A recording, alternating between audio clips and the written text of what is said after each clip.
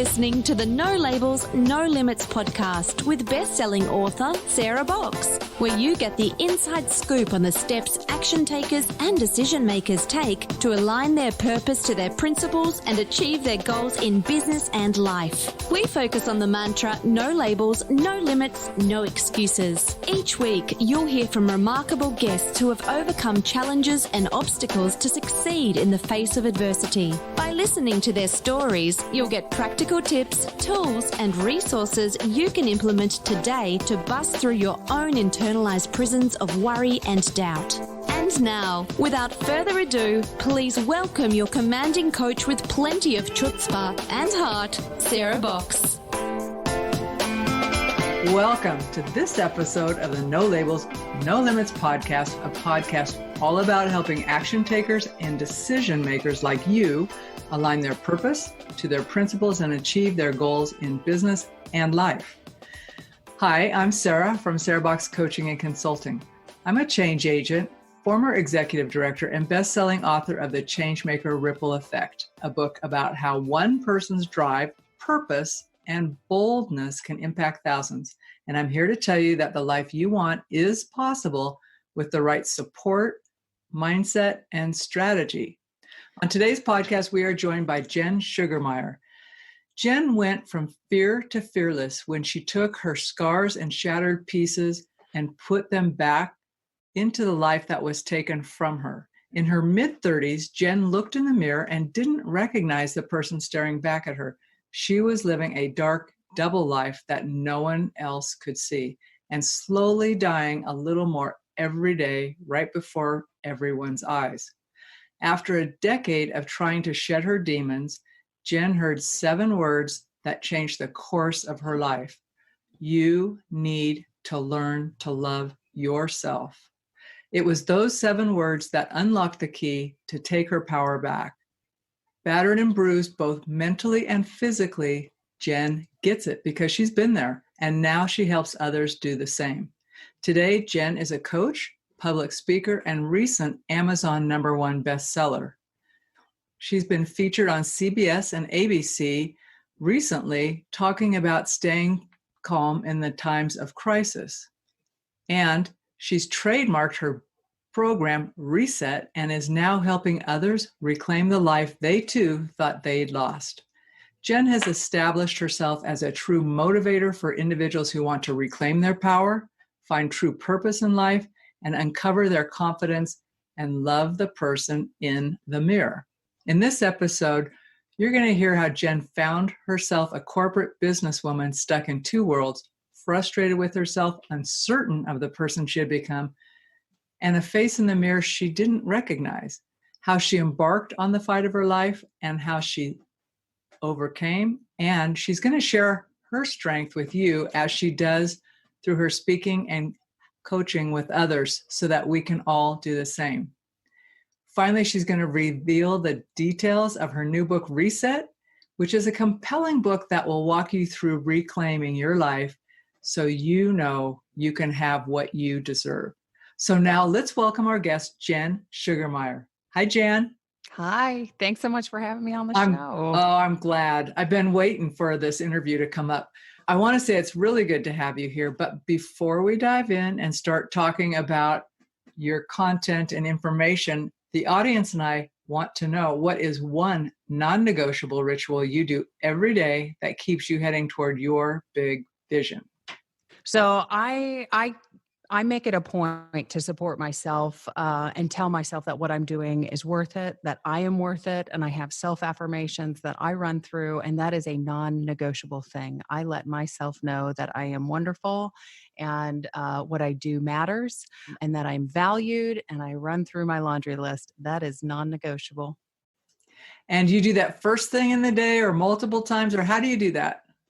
First thing in the day, but sometimes you need to remind yourself, because sometimes in the morning, right before you get coffee and do all your morning routine, everything is good. And then by the time the afternoon hits, life happens. And when life happens, that's when you need to retreat back to what works.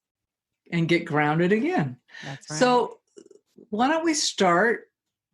I would say start in the beginning, but I'm not sure where your beginning is. So why don't we start on your journey? And you pick the starting point. but I'm really curious how you ended up in that double world, double life, and what it came to and how you got out. Yeah, yeah. I'm glad in your intro there was a happy ending because I was even getting a little depressed there in the beginning. So, Hey, so it's amazing what you've done. So there you are. So my journey really started. I won't bring you through every year of my life, but just to put it in perspective, it started when I was 12, and I had an eating disorder. And what I didn't realize was that I was creating behaviors and patterns in my life, and feeding into an addictive behavior. And I wasn't cognizant of that at the time, but picking my face up, my self up several decades later and self-reflecting, I could see that through my eating disorder, I had learned to really hide what I didn't want you to see, and I was very good at it. And for 5 years, I kept that at bay from the world. And I also had learned to my reward system in my brain, I was constantly triggering it with this eating disorder, and there was some euphoric feeling that I was getting. And so although it seemed relatively benign, and my intentions were not to become an alcoholic, that had not crossed my mind when this was happening. But one thing led to another, and I do have an addictive personality, and it went from one addiction to another. And I came from a household that it was, we just didn't, it just wasn't, it kind of looked a little Brady Bunch. And then, so I thought that I really had to keep these things hidden in my life. So fast forwarding to my mid 30s, all of a sudden, although I was a successful corporate businesswoman, I was climbing the ladder, I had teams globally working for me, I had a house, I had a truck, I had friends, I've traveled to 49 countries. I mean, I got stories for days. And yet behind the scenes, I was in and out of jails, I was in and out of hospitals. My life was falling apart. And when I took a step back, I realized that it was a life of building one layer on top of each other. And I had allowed life to just do what it does, and it just piled on me, and I had to unravel all of that. So that's really where my story all kind of came to a head. And you mentioned those 7 words that were said to me. And I had many, many lows. That should have been my aha moment. I mean, I've literally practiced in jail for speeches to give the CEO. I mean, this was my life. Talk about unmanageability. Thank goodness I got out and into the office on time. But so it wasn't any of those lows. It was those 7 words. And what I heard in those 7 words was, Jen, you matter. Same with my daily affirmations, right? It's, Jen, you matter. And he emotionally cracked me open, and I saw myself alone and unhappy and living this life that I didn't associate with. I didn't. I was the person you saw in front of you, not the person behind the scenes, but I couldn't get rid of her. So there started my journey and my quest to reclaim my life for good. I tried for a decade to get sober, and it didn't happen, but it was those 7 words that really catapulted me forward. Yeah, and sometimes those words come, whether it's from a coach or a counselor or even out of left field, you all of a sudden hear them different, and they resonate. Now, when you're describing all that, did your coworkers or your family even know any of this was going on? There were some that had some glimpses into my life, and I was really good about making excuses of, maybe it was an isolated incident if something had happened or whatnot. I think my parents were sort of aware, and I had mentioned something a few years before I finally did get sober about, just asking if alcoholism ran in the family. I mean, I was just trying to figure it all out, and so they kind of knew, but this was a journey that I had to take, and they were always there to support me, but I don't think anybody knew to the extent that it presented itself in my life. Well, and also when you're so successful as you described, right? You're climbing, you're doing the corporate thing. People actually like what you're giving them externally, right? So from someone else, they're going, well, she seems really successful and is performing. We don't often wonder what the cost behind that is. Or, so I think I just think it's really brave to do that. Now, did you change everything at once, or how did you reconcile that? So I started doing tried and true to an addict. I decided to go full force into really my recovery. And like I mentioned, I had tried for a decade before, but I don't think I was ready. You talked about, hearing those words, and sometimes you just hear them differently. And maybe people had said that along the way. This happened to be a gentleman that I was dating at the time. I finally said, I'm ready to date. I thought maybe dating him would fix me, that poor guy. But, when he said and maybe it was just the stars aligned, but it really, it gelled in my head. And we only lasted for another 2 weeks, but I was committed to myself at that point. Everything to me now made sense. And I had found the key that kind of unlocked everything. And it was getting to know myself. So I started down this path of just trying all of these different things. And I was aware that there were things in my life that weren't serving me, like my anger. I had an anger problem. Now, would people have put that as a characteristic of Jen Sugermeyer? No. And many are that are close to me are surprised that that's even part of my journey. But I tell you what, when I got in that vehicle and I was driving and there was traffic and there were people that didn't drive the way I thought they should drive, my blood pressure and so it was those little things. And I was constantly going up and down and, oh, this person's not good at their job. And so it was just dealing with a lot of those. And what I realized was that I was harboring. I was allowing these things into my life to just weigh me down, and I wasn't able to reach my potential because I was carrying them around. So to answer your question, I kind of did start a lot of different things at the same time, but I would get through a couple of principles, really understand them. I want to address my anger. I want to work on minimizing things in my life. I want to, and I started writing them all down. Some things worked, some things didn't. And so what I did is after about 8 months, and I told myself I was committed to doing this for a year. And after about 8 months, I said, you know what? I'm working a program here. I have found for the first time in my life something that works for me. And my story is unique, but I'm not unique in the sense that life has piled on. Life has piled on every single one of us. None of us are that same 5-year-old child running around catching fireflies. Life has happened. And if I can make these changes in my life through this program, so can others. And so was just very diligent about what worked. And then on my 1-year sobriety date, that's when I started writing Reset. And so my entire program is based off of the trademarked Reset, which stands for Recognize, Eliminate, Structure, Elevate, and Transform. So in a sense, it was trying a lot of things at the same time, but I found what worked, and I really took the time to understand all of those principles and how they applied to my life. Where did you get your persistence in that? Because I would imagine, like with anything that's new or changing or challenging, it can be hard, right? You hit a wall and you think, ugh. So how did you stay on your path?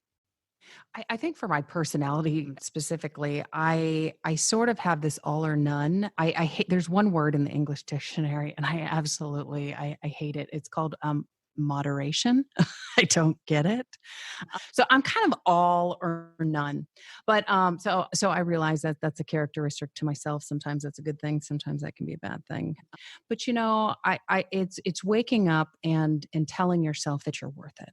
I had Post-it notes in the mirror saying, you are a good child. You are a good sister. You are. And then I just went through, and it didn't matter if I believed it or not, but I told myself that I was worth it every single day. And if you wake up and you set your intentions, you know what? I am going to get through this. I want that 5-year-old child to look at me and say, you know what? I'm so proud of how you grew up. And if I can make her happy, man. So that's what kept me going. So yeah, there's a little bit of the, my all or nothing personality, but it's continuing to remind yourself, because life still was piling on me through that entire year. I still had to deal with things. And oh, by the way, I was, detoxing, which is terrible. And, I mean, just like all it was just like my head was a mess, but I got through it, and you just have to one step at a time.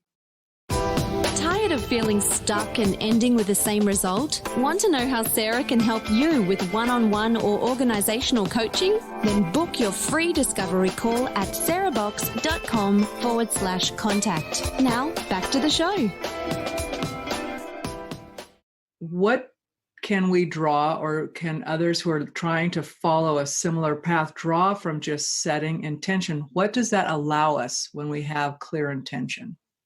If there's a saying, and if it's those who stand for nothing will fall for anything, right? And I think very much of like building a house on sand, same thing. It's if you don't have that proper foundation, if you don't have those goals in your life that you're driving towards, you're just kind of floating in the wind. And so for me, I wanted to be intentional. I wanted to live with a purpose. I wanted to go out, know exactly what I was going towards, right? I don't know what my path is going to look like, but I know that I am number one. I have to set those boundaries and in place in my life. And so waking up and being intentional about how I'm going to live and the things that I'm going to do, that helps give me purpose and meaning and direction. And again, things can change, but at least I'm moving towards something on a solid foundation. Will you walk us through, the reset framework a bit, and talk about the book a bit more so that folks understand? And actually, I'd like for them to understand why they should check it out as well. Yeah, so I've boiled everything that I've done. There are chapters, probably 4 or 5 chapters within each one of the 4 or the 5 steps, but really R stands for recognize, and it's recognizing that there's a behavior or something in your life that isn't serving you, and committing to that change. And so for me specifically, my failure points had come. I wasn't ready. I wasn't committed to that change. I was always making excuses. So R is that recognizing that there's something that doesn't serve you and saying, you know what, there's no more excuses. Enough is enough, and baselining with yourself where you're at. Eliminating is where you really start to get into your mind and start to reframe. It's a very powerful chapter or section, I should say, and that's eliminating what doesn't serve you in your life. And that, and I walk through the book is written between me and you. This, and there are exercises in the book for you to walk through, and some are, go to your closet and see what are those low-hanging fruits that's just causing clutter in your life. And then what are some of those things, those people, places, things, ideologies that are toxic, that are weighing you down. And don't worry about anything in between, right? Don't change your job right now, right? Just look at the low-hanging fruit and the toxic things. And then, so once those things once you realize what is not serving you, it's how can we frame things around some of this negativity that's in your life, and say, and what I do with my clients is, how do we make that a positive situation, right? So this is ridiculous. I hate admitting this, but it's in the book. So if you get the book, you'll read it anyhow. But I used to judge people when they couldn't park, right? Or if somebody was going to park in my spot at work, and oh, by the way, it wasn't reserved parking. So it wasn't like my spot, right? But I would get angry. I would get angry about these little things. And so I would go through this activity with myself, and I would say, okay, Jen, well, first of all, you don't always park straight. So there's that. And second of all, if you want to get here at 5 a.m., then you can have that parking spot. So I would just reframe things in my mind instead of getting angry about them. So that's really what eliminating is about. It's powering your mind. Standards or structure is about putting those standards and boundaries. And when I think of boundaries, I love boundaries. Boundaries are like the bumpers on a bowling lane, and they keep your mind from going in the gutter. It's how can you structure? So once you've recognized you need a change and you eliminate these things from your life, how do you keep those out? How do you get through your life on a day-to-day and you block those and you put structure in your life that you're just rolling through life and you've almost got this shield around you, armor that mind. elevate is really in living in an elevated lifestyle. It's finding your purpose. It's living in today. It's finding gratitude and things that are light and that are going to build you up. And finally, the transformation, this isn't about reading a book one time or listening to a podcast and saying, yeah, that sounded really good. It's about making it a lifestyle and how to make sure that what you've read, that this does become a lifestyle. It's about self-reflecting. It's about constantly being in your thoughts and connecting with that person inside and how you can have permanent transformation in your life. So that at a high level is Reset, what the trademark as well as the name of the book. So I love it. And I really like the piece about making it a part of your life, not just a one and done, check the box. Oh, I did that book, I did that exercise, but really owning it, right? Mm-hmm. Mm-hmm. I think as we're wrapping this interview, I would like to ask you to speak to something kind of timely right now. I know that you've been on national broadcast networks and talking about how to stay calm in times of crisis. In this case, we're talking about the current worldwide pandemic, but crisis can also come as a crisis of faith or a crisis of just like waking up one day and having things be chaotic around you and know something's wrong. So how do we stay calm in times of crisis?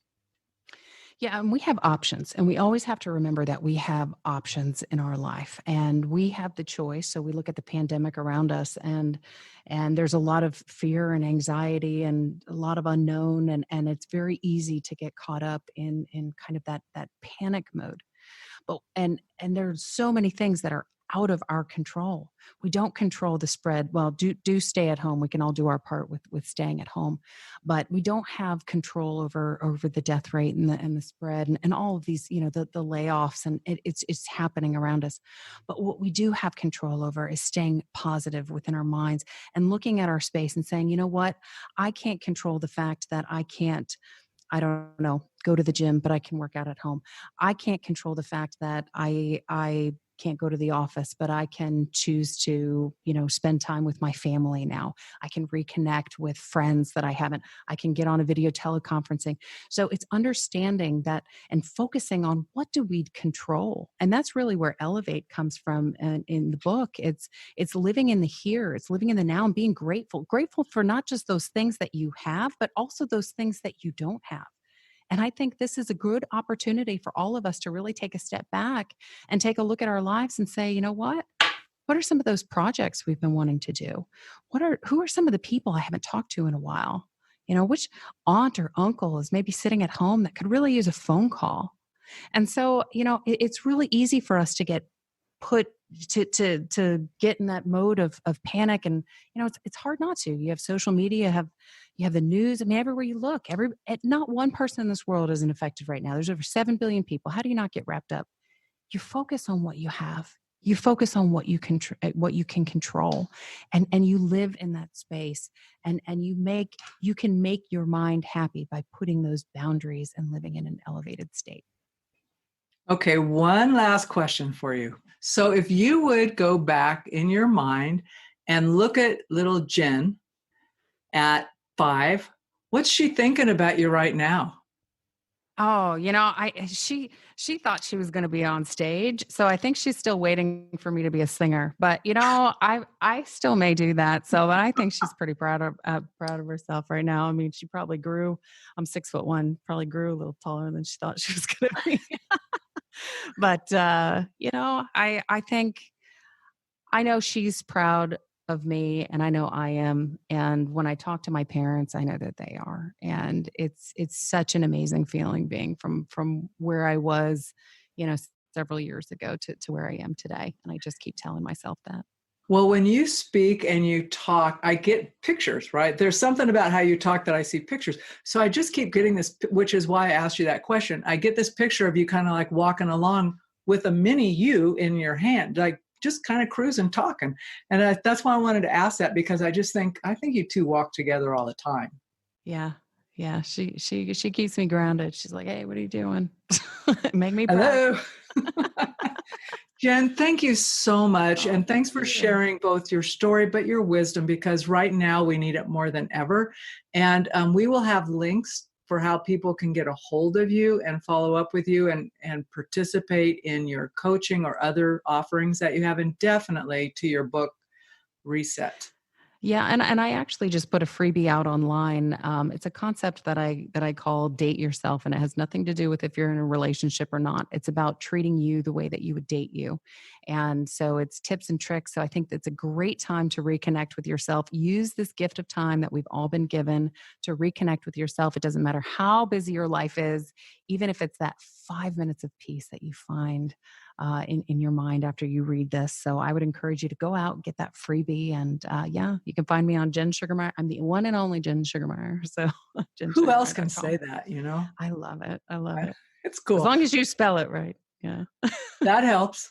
Yeah. That helps. And so folks who want to know, it's G-E, not G-A-R. So Jen. Yeah. S-U-G-E-R. Yeah. Yeah. So, yeah. All right, Jen, we'll be back. I'm going to go actually check out your freebie because I think that's pretty cool. So thank you. Yes. Thanks for having me. You've been listening to the No Labels, No Limits podcast with best-selling author, change agent, and strategic vision coach, Sarah Box. You can grab the show notes and find out how to work with Sarah at sarahbox.com/No Labels, No Limits podcast. We'd love this podcast to reach as many people as possible. So please remember to rate, leave a 5-star review, and share the podcast with someone you think would get value from this conversation. Until next time, keep taking those daily action steps to align your purpose to your principles and achieve your goals in business and life.